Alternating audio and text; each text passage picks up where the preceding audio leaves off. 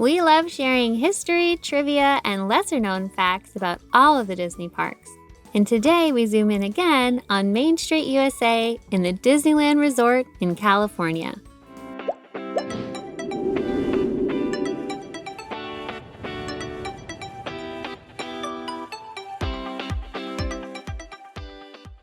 As one of the 5 lands that opened in 1955 with Disneyland, Main Street USA has a long, interesting history. So much history, in fact, that this is part 2 of our deeper dive into history, fun facts, and interesting trivia about this area in the park. Here we zoom in on the shops, restaurants, and a street that starts right after Disneyland Railroad and Town Square area. We'll start at the far end of Main Street with the Plaza Inn. As we have mentioned in other videos, when Disneyland opened in 1955, most of the Main Street storefronts were leased out to outside vendors and restaurateurs. When the Plaza Inn opened, it was leased out to Swift & Company, a meatpacking company responsible for shipping the first refrigerated railroad car full of meat across the United States. And it wasn't called the Plaza Inn, it was first called the Red Wagon Inn, a tribute to when Swift & Company used horse-drawn wagons to transport their food products.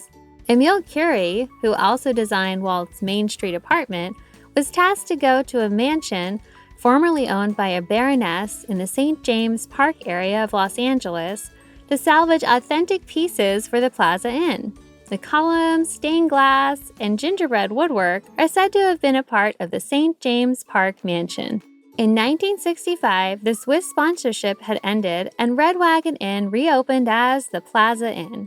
You may be surprised to learn that the Plaza Inn isn't just a guest dining venue. The backside of the building houses the Disneyland Bakery as well as the In-Between. The In-Between is a cast member cafeteria. The Disneyland Bakery produces all sorts of baked goods for the entire park. But did you know that it only opened in 1965? For the first 10 years, all baked goods were from external vendors.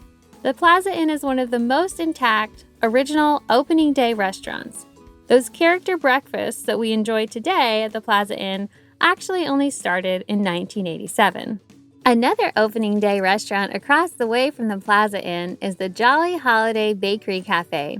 Initially called the Plaza Pavilion, this restaurant has similarities to the Plaza Inn in its looks, but falls short with a less remarkable interior design and decor, and without the indoor seating. You can see some resemblance between the two from the front.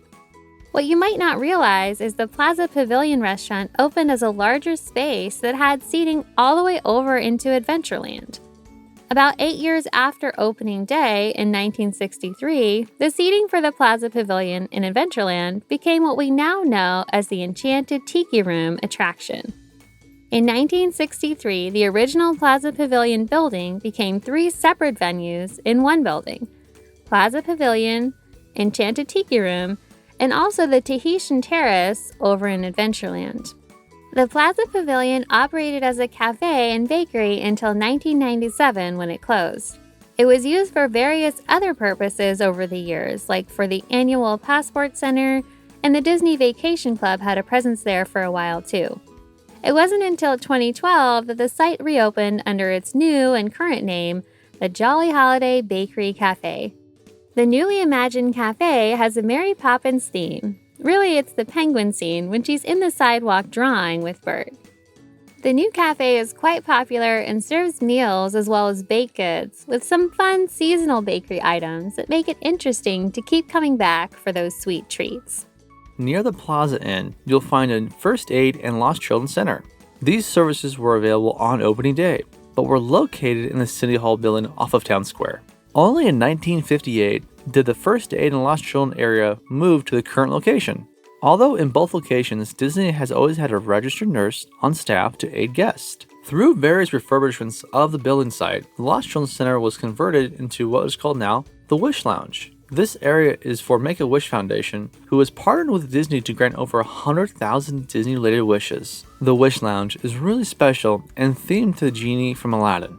The Lost Children Center it replaced now shares location with the Baby Center.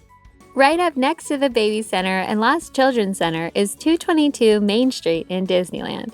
This location has had many tenants over the years. One of the more interesting ones was the Carefree Corner.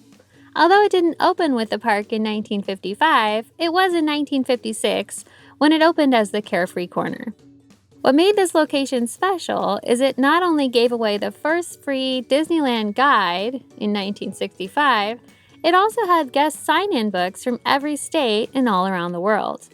This particular location changed names and purpose several times, and today is known as the Plaza Point Holiday Shop.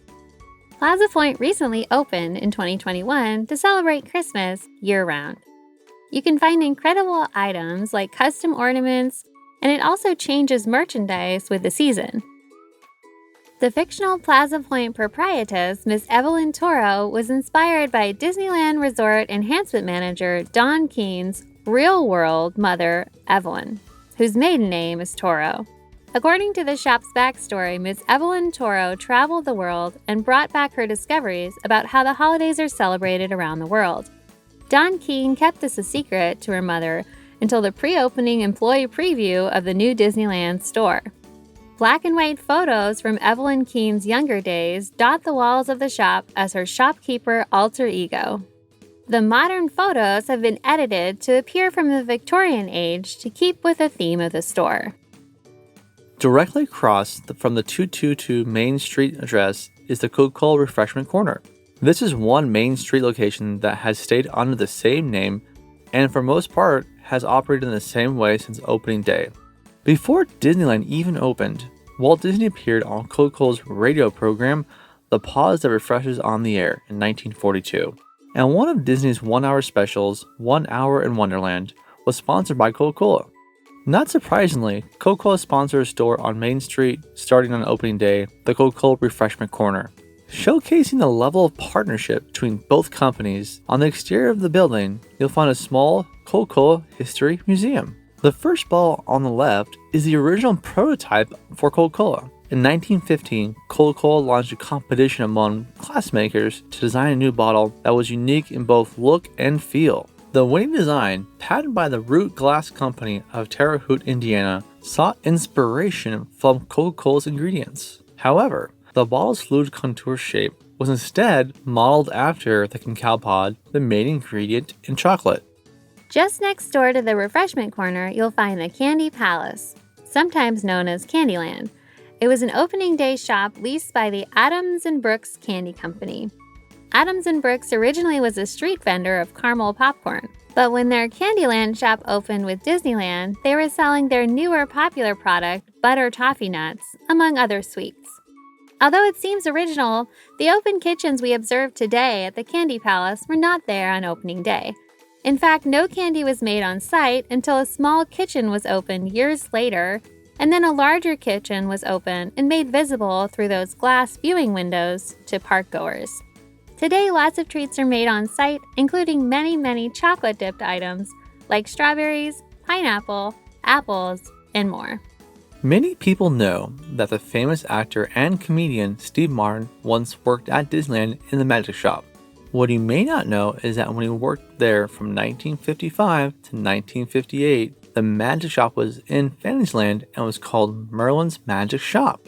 This opening day shop was so popular that it inspired a second location the following year in 1956 at the Disneyland Hotel named Taylor & Humes Magicland.